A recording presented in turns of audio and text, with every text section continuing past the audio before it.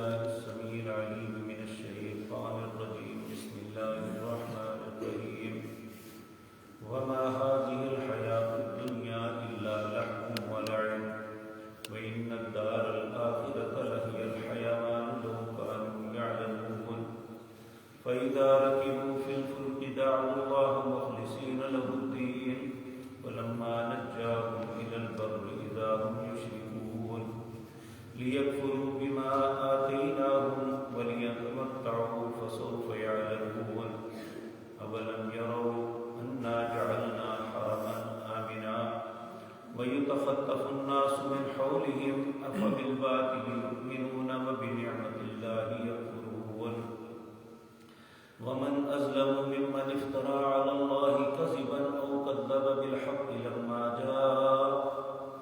لما جاء أليس في جهنم مثوى للكافرين والذين جاهدوا فينا لنهدينهم سبلنا وإن الله لمع المحسنين.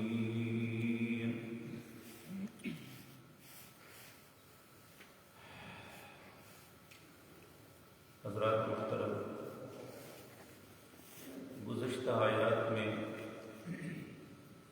اللہ رب العزت نے اپنی توحید، اپنی ذات کے اقرار کے لیے نبی کریم صلی اللہ علیہ وسلم سے حکم دیا کہ ان سے پوچھو زمین و آسمان کو بنانے والا کون ہے،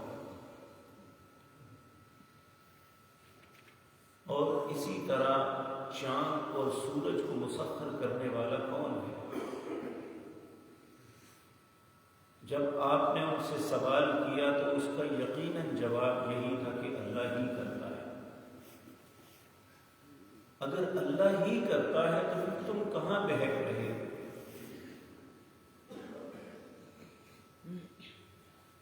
پھر رزق کے معاملے میں بھی کہا کہ اللہ ہی کے ہاتھ میں رزق ہے، جس کا چاہتا ہے کم کر دیتا ہے، جس کا چاہتا ہے زیادہ کر دیتا ہے. پھر اور سوال کیا، بتاؤ آسمان سے پانی کون اتارتا ہے، اس مردہ زمین کو زندہ کون کرتا ہے؟ اس کا جواب بھی یہی تھا کہ اللہ کرتا ہے. اگر اللہ کرتا ہے تو پھر کیوں نہیں عقل کرتے کہ اللہ کے علاوہ دوسروں کی عبادت، دوسروں کو بلانا، دوسروں کے استغاثہ، دوسروں سے التجا کرنا، یہ کیا ہے؟ جب کرنے والا سب کچھ اللہ ہے، پھر کسی اور کے سامنے اپنی حاجت براری کے لیے التجا کرنے کا مقصد.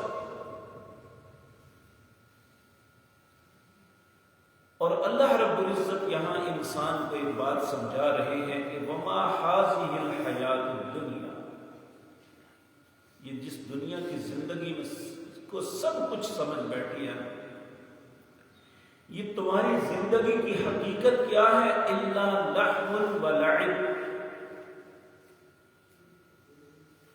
یہ کھیل اور دل لگی کا تھوڑا سا سامان ہے. وَإِنَّ الدَّارَ الْآخِرَةَ لَهِيَ الْحَيَوَانُ، آخرت کا گھر ہی ہمیشہ کی زندگی ہے. لَوْ كَانُوا يَعْلَمُونَ، اگر تم جان لو تو تمہیں احساس ہو کہ آخرت کے لیے کچھ سوچو.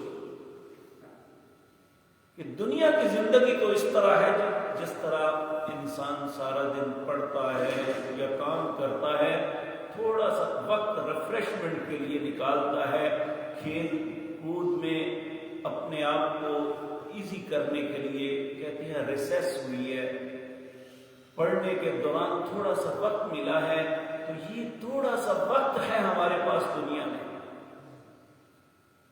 اصل زندگی تو بعد میں ہے. پھر فرمایا فَإِذَا رَكِبُوا، اب یہاں دیکھو ذرا، جب یہ کشتیوں پہ سوار ہوتے ہیں، فَإِذَا رَكِبُوا فِي الْفُلْكِ، ہر طرف سمندر کا پانی ہوتا ہے، کوئی چیز نظر نہیں آتی، تحد نگاہ پانی ہی پانی نظر آتا ہے. اس وقت پھر انہیں نہ لات، نہ منات، نہ حبل، نہ رام، نہ کرشن، نہ گنگا، کچھ نہیں آ رہا. اس وقت کیا ہوتا ہے؟ دعوا اللہ مخلصین لہ الدین، خالص اللہ کو پکارتے، اللہ بس بچا لے یہاں سے، کسی طرح پار کروا دے۔ اللہ فرماتے ہیں فلما نجاہم الی البر، جب ہم انہیں نجات دیتے ہیں خشکی تک، اذا ہم یشرکون، وہاں سے نکل کے پھر شرک شروع کر دیتے ہیں، پھر کہتے ہیں مجھے فلاں نے بچایا، پھر کہتے ہیں فلاں نے دیا، فلاں نے یہ معاملہ کیا۔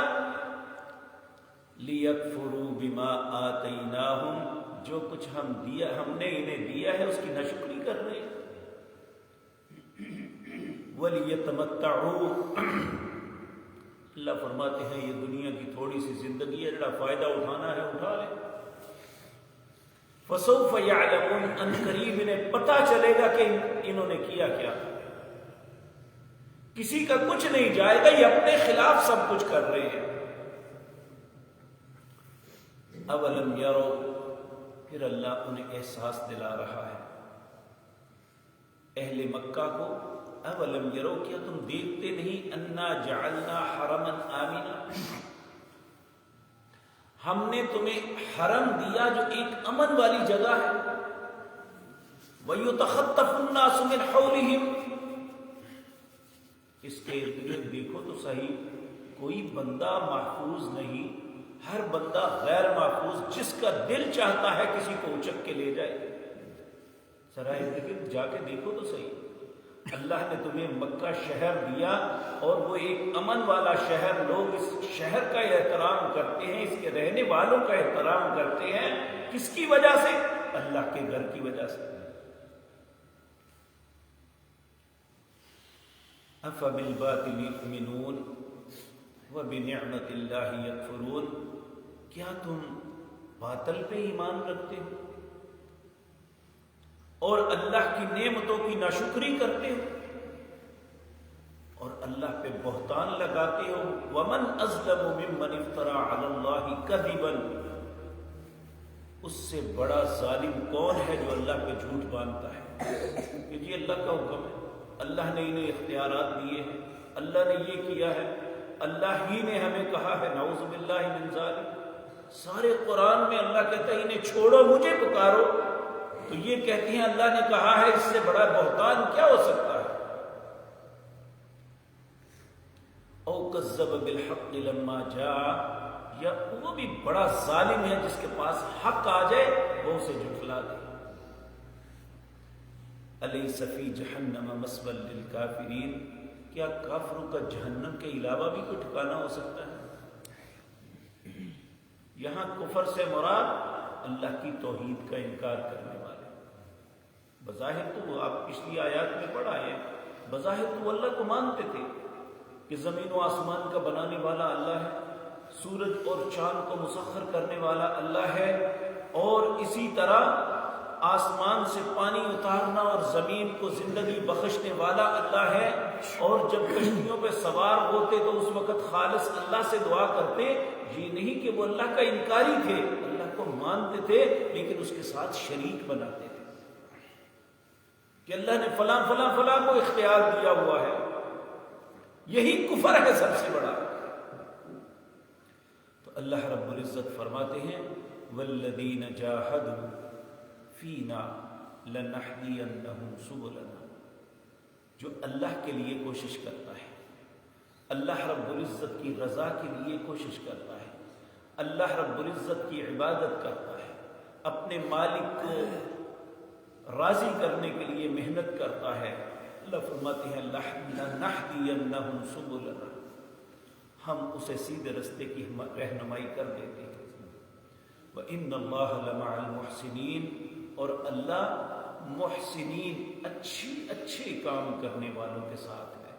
اللہ ہم سب کو اچھے کام کرنے کی توفیق عطا فرمائے۔ الحمدللہ سورۃ العنکبوت اس کا اختتام ہوا۔ اللہ نے زندگی اور توفیق دی تو سورۃ الروم شروع کریں گے۔ اقول قولی ھذا واستغفر